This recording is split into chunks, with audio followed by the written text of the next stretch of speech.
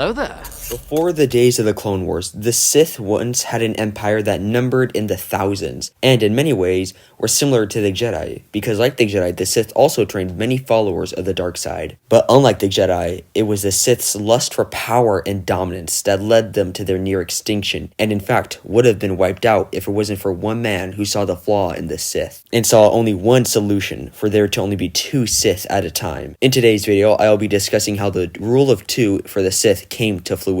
Now, you all probably know that it was Darth Bane who executed the rule of two on the Sith, but it actually was Darth Revan who devised the plan. For a little backstory on who Darth Revan was a young Jedi when he was forced into the dark side, but unlike most Sith, Darth Revan actually shifted between the light and the dark multiple times. During his time as a Sith, Darth Revan became very hard and callous, and due to this became a very skilled strategist, and due to him being a practitioner of both the light and dark side of the Force, he criticized the Jedi and Sith alike, due to him not having a bias. After studying the Sith Order, he realized that if some of the Jedi philosophies were indoctrinated into the Sith Order, they would benefit from it. Because at this time in the Star Wars history, the Sith Order was similar to the Jedi in a couple of ways. Like, similar to the Jedi, the Sith also trained a large amount of individuals in the dark side of the Force. But that's about where their similarities would end, because unlike the Jedi, the Sith were always fighting each other. And due to this, Revan saw that the system was not only weakening the Sith, but would destroy them altogether if precautions were not taken. Revan saw that, unlike the Sith, the Jedi worked as a team to fight for a common goal, and due to that, were stronger than the Sith, who were always fighting within their own ranks to achieve ultimate power no matter the cost.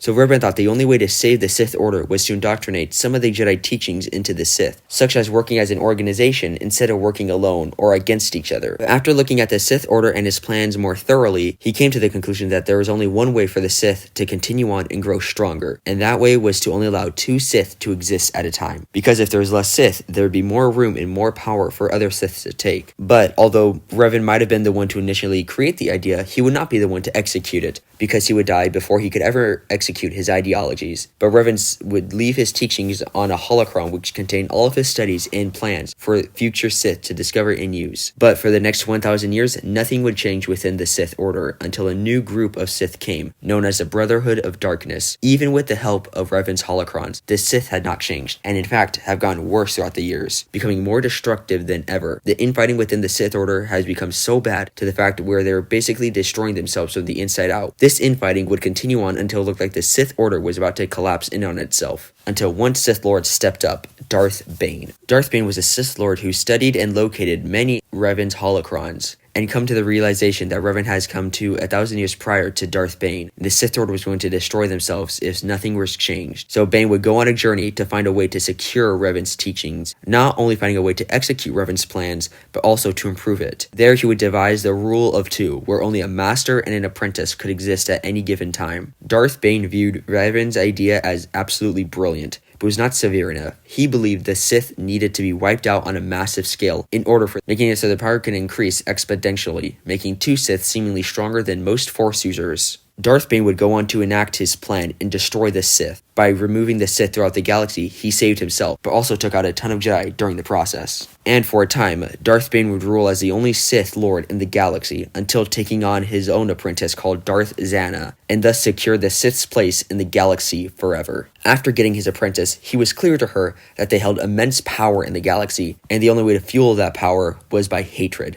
And their main target will be, and always has been, the Jedi. He did not teach his apprentice only to hate the Jedi, but to hate themselves as well, to create a cycle of power and success. This made the Sith constantly hungry for power, because only through the pursuit of power would the rule of two survive. But instead of taking back the power that the Sith Empire once held, the Sith would go into hiding, waiting for the perfect moment to strike. And while some people might think that the rule of two was created to get rid of some competition, in reality, it was a very well thought out plan that ensured the survival of the Sith. The rule of two states that only two can exist at a given time, a master and an apprentice, where one of them would be harnessing the power and the other one would be craving it. This system was designed to keep both the master and the apprentice on their toes. In almost every case, the apprentice would kill their master and obtain power, becoming the new master, eventually taking up their own apprentice, continuing the cycle. But in some cases, the Sith would be too power hungry and break the rule of two, as we've seen with Darth Sidious when he went behind Darth Plagueis' back and trained a new apprentice known as Darth Maul. But Darth Sidious would never use Maul to kill Plagueis, but instead would kill Darth Plagueis in his sleep. Basically, the rule of two ensures that every new generation of Sith is stronger than the last. In Star Wars history, there's been 2 times where the Sith have abandoned the rule of 2, with the first one being with Darth Plagueis when he killed his master Darth Tanabris. He told his master that he would unlock the key to immortality and end the rule of 2, where he would rule by himself forever, controlling the galaxy under his iron fist. Although, none of this would ever come to fruition due to his apprentice Darth Sidious killing him. The other time is when Darth Krayt thought he was so powerful that he ended the rule of 2, and created a new rule, the rule of 1.